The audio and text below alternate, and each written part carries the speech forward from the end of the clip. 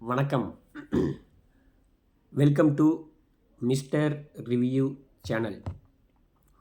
நாம் இன்றைக்கி பார்க்கக்கூடியது தமிழ் சினிமா செய்திகள்.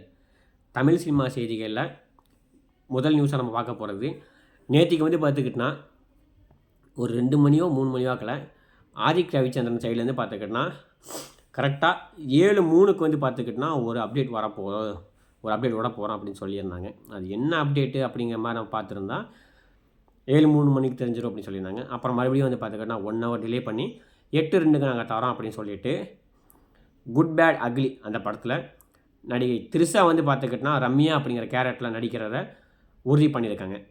அதே மாதிரி ஒரு கருத்து வந்துகிட்டே இருந்துச்சு. படம் பார்த்துக்கிட்டோன்னா ஏப்ரல் 10லேருந்து மே 1 தலை அஜித் சாரோட பிறந்தநாள் அன்றைக்கி படம் வருதுங்கிற மாதிரி பார்த்துக்கிட்டோன்னா ஒரு அப்டேட் கொடுத்துக்கிட்டே ஒரு நியூஸ் வந்துக்கிட்டே இருந்துச்சு. அதையும் பார்த்துக்கிட்டோன்னா அந்த இடத்துக்கு அந்த இதுக்கும் பார்த்துக்கிட்டோன்னா முட்டி போச்சாங்க. ஏப்ரல் 10th சியூ மாமே அப்படின்ட்டு முடிச்சுட்டு கண்டிப்பாக நாங்கள் ஏப்ரல் 10 வரோம் அப்படிங்கிறத உறுதிப்படுத்திட்டாங்க. அதுபோக நம்ம ஜிவி பிரகாஷ் பார்த்தோன்னா இந்த படத்துக்கு மும்முரமாக பார்த்துக்கிட்டோன்னா இசை அமைச்சிட்டே இருக்கா. அப்படி ஒரு ரெட்ரோ சாங்கை பார்த்துக்கிட்டோன்னா அந்த படத்தில் பார்த்துக்கிட்டோன்னா ரீமேக் பண்ணுறதாகவும் படத்தோட ஓப்பனிங் சீனில் பார்த்திங்கன்னா அந்த சீனை அந்த பாட்டை வச்சு மியூசிக் பண்ணிக்கிறதாகவும் அப்படி கொடுத்துருக்கா. அப்படி அதுபோக இந்த 1001 படத்தில் பார்த்துக்கிட்டோன்னா ரைசாப்னு ஒரு மியூசிக் ஒன்று வரும் பார்த்திங்களா. அதை பார்த்துக்கிட்டோன்னா அந்த சாங்க்கு அஜித் எப்படி டான்ஸ் ஆனா இருக்குமோ அதே மாதிரி ஒரு இது பாருங்கள் இந்த படத்தில் இருக்குது. அது எல்லாருமே பார்த்துக்கிட்டோன்னா படத்தை பார்க்கும்போது கண்டிப்பாக பார்த்துக்கிட்டோன்னா இதாக இருக்கும் அப்படின்ட்டு சொல்லியிருக்கா. அப்படி ஸ்டண்ட் மாஸ்டரும் பார்த்து அந்த படத்தை பற்றி பார்த்தீங்கன்னா ஆகா ஓன்னு பார்த்துக்கிட்டோன்னா அப்டேட் மேலே அள்ளி தெளிக்கிற அப்படி அள்ளி தூவுறா. அப்படி என்ன நடக்க போகுது அப்படிங்கிறது நமக்கு ஏப்ரல் 10 தெரிஞ்சிடும். இன்னும் ரொம்ப நாளாக ஜஸ்ட் ஒன்று பார்த்தா ஒரு 45 நாள் பக்கம் தான் இருக்குது, தெரிஞ்சு போயிடும். அடுத்த நியூஸ் பார்த்துக்கிட்டோன்னா இப்போ 2 நாளைக்கு முன்னாடி வெளிவந்த டிராகன் அந்த படம் பார்த்தீங்கன்னா மிகப்பெரிய சக்ஸஸ். படம் இன்றைக்கி பார்த்துக்கிட்டோன்னா யங்ஸ்டர்ஸ்னால் அதிகமாக பார்த்தீங்கன்னா கவர்ந்து இருக்குது. நல்லா ஓடிக்கிட்டு இருக்க படமும் பார்த்தீங்கன்னா சக்ஸஸ் ஆகிடுச்சு. படம் பார்த்துக்கிட்டோன்னா ஃப்ளாப்புங்கிற மாதிரி நெகட்டிவான ரிவ்யூஸ் வராதனால படம் சக்ஸஸ். அதோட ரிவ்யூ பார்த்துட்டு அடுத்து பார்த்துக்கிட்டா நாங்கள் மறுபடியும் பார்த்துக்கிட்டோன்னா பிரதீப் ரங்கநாதன் நாங்கள் மறுபடியும் நாங்கள் பார்த்தீங்கன்னா ஜாயின் பண்ண போகிறோம், மீண்டும் ஒரு படத்தை பண்ண போகிறோம் அப்படின்ட்டு அதிகாரப்பூர்வமாக அடிச்சிருக்காங்க. ஆனால் அது பார்த்தீங்கன்னா இப்போ நடக்காது, இன்னும் ஒரு 3 வருஷத்துக்குள்ளே கண்டிப்பாக நடக்கும் அப்படின்ட்டு தெளிவாக சொல்லிட்டாங்க. ஏன்னா நம்ம சிம்புவை வச்சு பார்த்தோன்னா ஆதிக்கு ஒரு அசல் மரபு எடுக்கார். அப்படி அந்த படத்தை முடிச்சுட்டு தான் நாங்கள் வருவேன் அப்படின்னு சொல்லிட்டா. அப்படி ஸோ அதனால் அந்த படத்தை முடிச்சுட்டு கண்டிப்பாக மீண்டும் ஒரு கூட்டணி எதிர்பார்க்கலாம் அப்படின்னு நினைக்கிறேன். எல்லாத்துக்கும் தெரியும்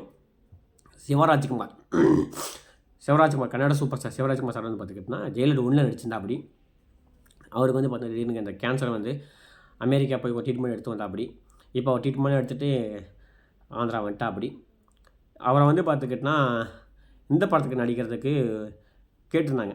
நம்ம தளபதி விஜய் நடிச்சுக்கிட்டு 69 படம் ஜனநாயகம் படத்துக்கு பார்த்தீங்கன்னா கேட்டிருந்தாங்க. பட் ஆனால் அதனால் முடியாது அப்படின்னு சொல்லிட்டு முடிச்சிட்டா. அப்படி ஆனால் ஜெயிலர் 2க்கு கண்டிப்பாக அவர் இல்லாமல் பண்ண முடியாது.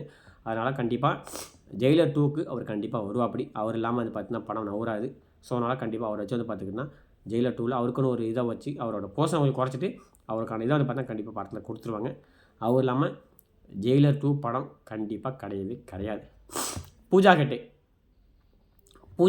பார்த்துக்கிட்டோன்னா ஒரு முன்னணியான ஒரு ஹீரோயினாக இருக்கவங்க இப்போ இந்த படத்தை பார்த்துக்கிட்டோன்னா நம்ம ஜனநாயகம் படத்தை பார்த்துக்கிட்டோன்னா ஒரு குத்து டான்ஸ் ஆடி இருக்காங்க அப்படிங்கிற மாதிரி ஒரு நியூஸ் வருது.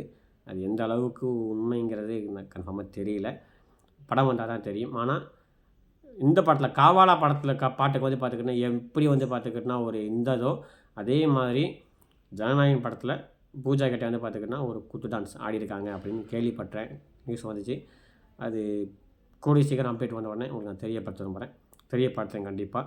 அதே மாதிரி சிம்புவோட 49வது படம் உங்களுக்கே தெரியும். அந்த படத்துக்கு மியூசிக் டைரக்டர் யார் அப்படின்னு இன்ன வரைக்கும் பார்த்துக்கிட்டோன்னா ஒரு தெளிவான இது பார்த்தீங்கன்னா இல்லாமையே ஓடிக்கிட்டு இருக்குது, இழுபறியாக போயிட்டுருக்குது. மேபி பார்த்துக்கிட்டோன்னா அஸ்வின் அனிருத் ரவிச்சந்திரன் மறுபடியும் போடுவாங்களோ அப்படிங்கிற மாதிரி தோணுது. ஏன்னா சிம்பு கொஞ்சம் ரொம்ப ஆசை அனிருத் கூட பண்ணணும்னு.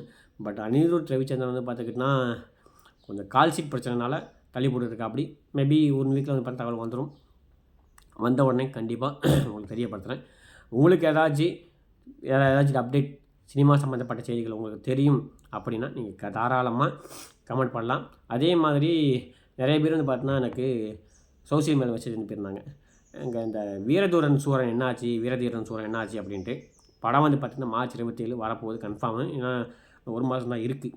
ஆனால் அதுக்கு அந்த ப்ரொமோஷன் பணிகள் எதுவுமே தொடங்காமல் இருக்காங்க. மார்ச்லேருந்து அதுக்கான வேலையை ஆரம்பிச்சிடுவாங்க. அவங்களுக்கு 20 நாள் டைம் இருக்குல்ல. ஸோ அதனால் கண்டிப்பாக மார்ச் 27லேருந்து அதுக்கான வேலைகள் வந்துடும். மேலும் எனக்கு தெரிஞ்ச சினிமா நியூஸ் வேறு ஏதாச்சும் இருந்தால் அடுத்த வீடியோ சொல்கிறேன். கொஞ்சம் உடம்பு சரியில்லாதனால என்னால் அதிகமாக பேச முடியல. உங்களுக்கு தெரிஞ்ச சினிமா செய்தி ஏதாச்சும் இருந்தால் கமெண்ட் பண்ணுங்கள், நானும் படித்து தந்துக்கிறேன். மீண்டும் ஒரு தமிழ் சினிமா செய்திகளை சந்திப்போம். நன்றி, வணக்கம், தேங்க்யூ.